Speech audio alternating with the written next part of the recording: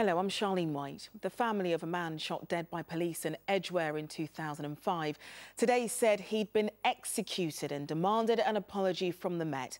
Azelle Rodney was hit 6 times by police marksmen after the car he was travelling in was dramatically stopped by officers.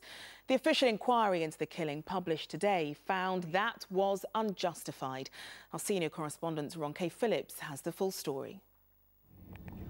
Easy turning in the back seat. The dramatic recording of the police following the vehicle Azelle Rodney was travelling in. Within minutes he would be dead, shot 6 times by the officer known only as E7.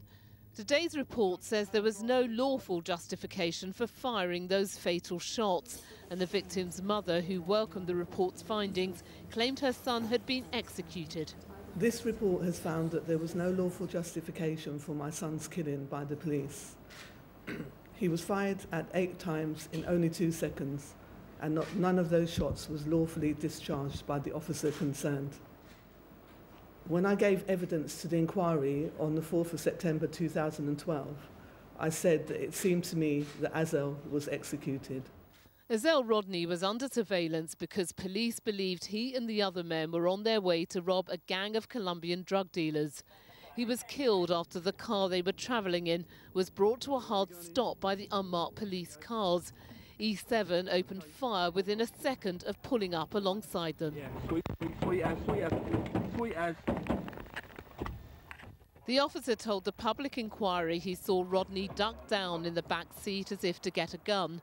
The incident was reconstructed on a test track, and the report concluded this was all E7 would have seen for just a 1/10 of a second. It called the officer's actions preemptive and not the response to a clear threat. Azelle was not engaged in any attack justifying shooting at sight. It was not reasonably necessary for E7 to shoot at him even once. The Met responded to the report by outlining the pressure armed officers are faced with when making split-second decisions. Every day in London, 4 or 5 times, our firearms officers are confronting dangerous people in dangerous situations and exercising the maximum of discretion and care to reduce the use of force. Only once or twice a year in those situations do they feel the need to pull the trigger. Azelle Rodney's mother did not get the unreserved apology from the police she'd called for.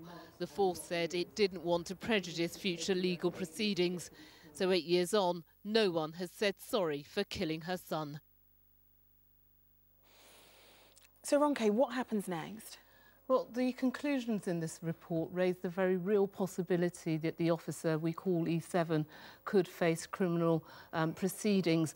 Shortly after the publication, the IPCC said it will refer the case to the Crown Prosecution Service. But interestingly, the Independent Police Complaints Commission's early involvement in this case isn't without question, because when they first investigated the shooting, they said there was nothing to criticise. So their report led to the CPS then saying there was no criminal case to answer.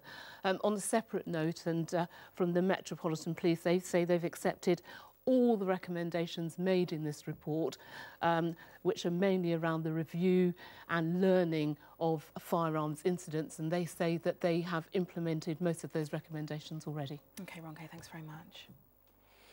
The Metropolitan Police has admitted secret